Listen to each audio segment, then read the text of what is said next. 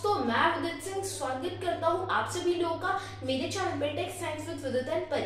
आज का हमारा टॉपिक है टाइटैनिक। ओके, ये टाइटैनिक वर्ड की मैंने चर्चा मेरे बहुत सारे वीडियो में की रखी है। ये टाइटैनिक एक अनसिंकेबल जहाज था जिसे माना जाता था कि ये अनसिंकेबल शिप है, जिस एंड लोगों ने एंड इनके जो डायरेक्टर्स थे एंड इनके जो जिन्होंने इसे बनाया था उन्होंने कई सारे आम जनता का ब्रेन वॉश भी किया था। आज का हमारा यही टॉपिक है, सो लेट्स स्टार्ट। देखिए, ये टाइटैनिक को बनाया गया था व्हाइट स्टार लाइन कंपनी के द्वारा 1912 में। ये कंपनी अंधाधुंध विश्वास करती थी एंड ये चाहती थी कि ये ऐसी शिप बनाए कि वो डूबे ही ना, अनसिंकेबल। एंड इन्होंने अपनी कई सारी एड्स में तक छाप रखा है कि ये शिप अनसिंकेबल है, ये टाइटैनिक अनसिंकेबल है। इसको बनाने के लिए $7.5 मिलियन लगे थे। अगर आज हम इसे अकाउंट और इन्फ्लेशन में लेके देखें तो $400 मिलियन से भी ज्यादा, जो कि बहुत होता है। अब इसकी पहली ट्रिप स्टार्ट होती है साउथ हैम्पटन इंग्लैंड से न्यूयॉर्क के बीच में।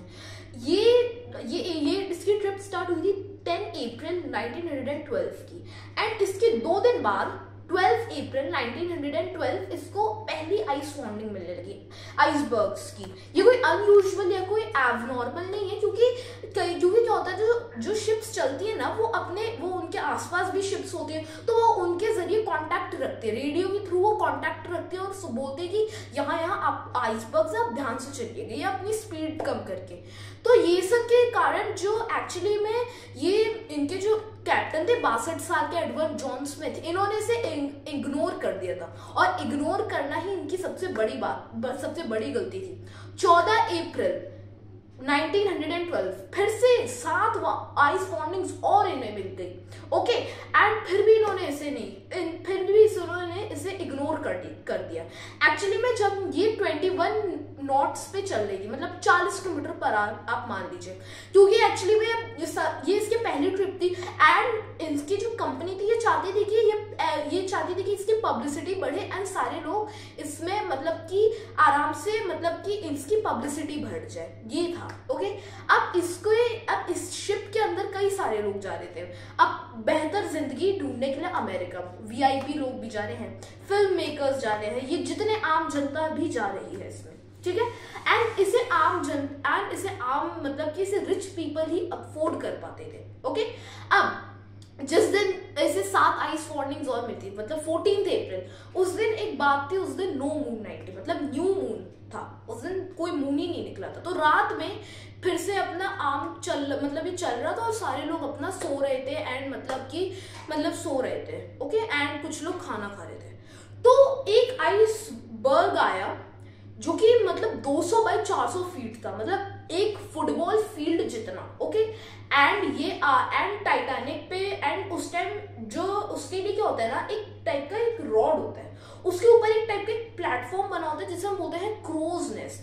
एंड एक क्रोज नेस्ट में 2 से 3 लोग बैठते हैं एंड कुछ देखते हैं क्लियरली कि हर्डल्स या ऑब्स्ट्रक्शंस या कोई ट्रैफिक जैम तो नहीं लगा या कोई एक्सीडेंट तो नहीं हो रखा है किसी शिप का। ओके, अब इसमें 11:40 पे जो इसमें बैठे थे उनका नाम था फ्रेडरिक फ्लीट।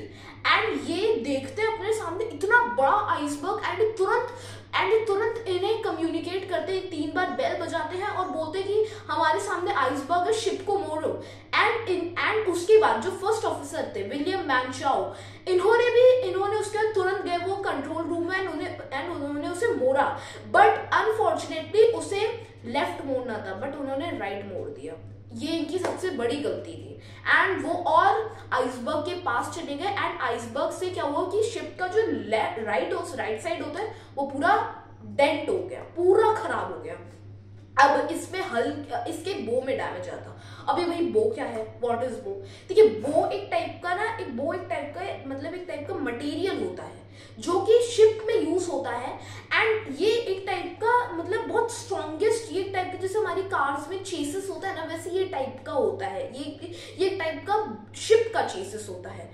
ये इतना स्ट्रॉन्ग होता है कि अगर शिप में इसमें डेंट आ गया तो समझ लो शिप का डूबना तय है, वो अनसिंकेबल भी हो तब भी वो डूब जाएगी।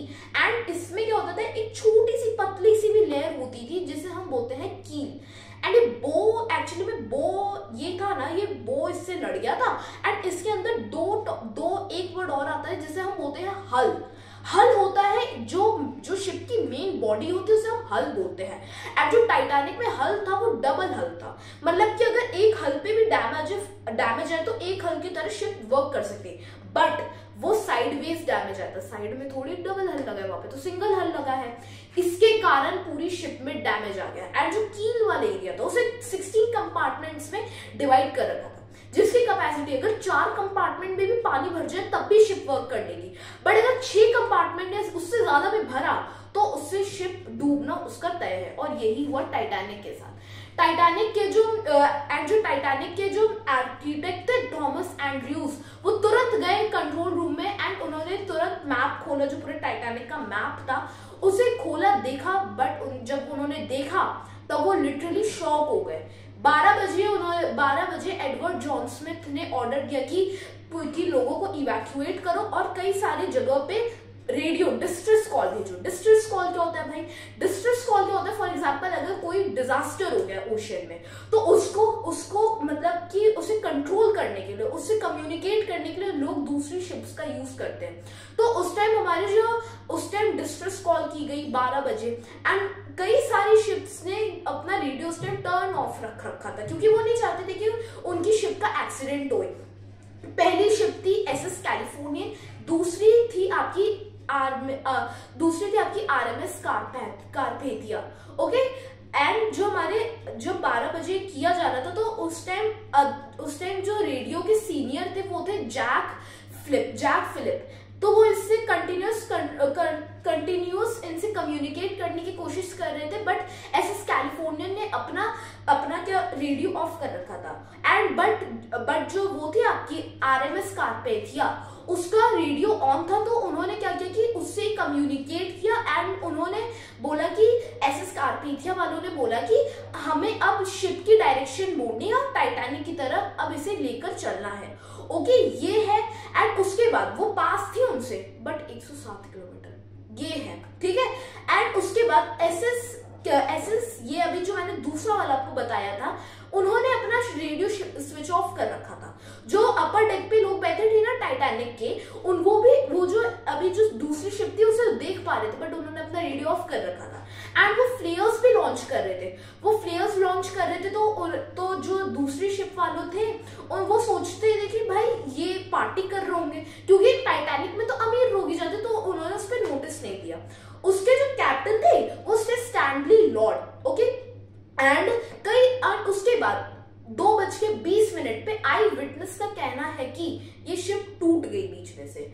इसमें टोटल 20 लाइफ बोट्स थी, जिसमें अगर इसमें 2200 पैसेंजर्स बोर्ड किए थे तो 1200 पैसेंजर्स इसमें मतलब 1200 पैसेंजर्स इवैक्यूएट हो जाए। एंड आरएमएस कारपेथिया उसके बाद पहुंची थी 3 से 4 बजे के अराउंड, एंड उसने बाकी के पैसेंजर्स को मतलब रेस्क्यू कर लिया। अगर या तो लोग उसके साथ डूबते शिप के साथ, अगर लोग मतलब कि स्विम भी करने की कोशिश करते तो उन्हें हाइपोथर्मिया हो जाता, क्योंकि उस टाइम नोट किया गया था कि अटलांटिक ओशन का जो टेम्परेचर था वो -2 डिग्री था, मतलब लोगों की तो जान जाना तय है। तो कई सारे लोगों की जान भी चली गई और एडवर्ड जॉन स्मिथ की भी चली गई, मतलब जितने भी क्रूज थे उनकी सारी की मौत हो गई। उसके बाद जब वो आरएमएस कारपेथिया और जब वो एसएस कैलिफोर्नियन पहुंची तब उन्हें डेड बॉडीज ही दिखी। इसके बाद कई सारे रूल्स बनाए, कई सारे रेगुलेशंस बनाए, रूल्स बनाए गए कि पहले तो हर व्यक्ति के लिए मतलब लाइफ बोट्स होनी चाहिए। दूसरा रूल बनाया गया कि हमेशा इवैक्यूएशन ड्रिल्स होनी चाहिए। तीसरा बनाया कि अपनी पब्लिसिटी पे फोकस मत करो, जहां पे स्पीड कम करने की जरूरत है वहां पे करो, बिल्कुल भी ये नहीं कि बिल्कुल भी मतलब आप वैसे मत करो, एकदम मतलब हवा में मत रहो कि हमें अपना ये मिशन कंप्लीट करना, नहीं, जहां पे कोई चीज कम करने की जरूरत है वहां पे उसकी स्पीड को कम करो शिप की। जो इस कंपनी के डायरेक्टर थे फिलिप एस फ्रैंकलिन, उन्होंने इसको अंधाधुंध बोला था कि ये तो अनसिंकेबल शिप है, एंड उन्होंने इतने सारे लोगों का ब्रेन वॉश भी किया था। ओके, एंड और रूल्स बनाए गए कि मतलब कि शिप का जो कैप्टन है उसे अच्छा रखो। ये एडवर्ड जॉन स्मिथ बिल्कुल अच्छे कैप्टन नहीं, तो उन्होंने इसकी स्पीड भी नहीं कम की। तो ये था आज की टाइटैनिक डिजास्टर में। अगर आपको अच्छा लगा लाइक करेगा, शेयर करेगा, सब्सक्राइब करेगा। मैं आपसे मिलूंगा नेक्स्ट वीडियो में, तब तक के लिए नमस्कार, बाय बाय।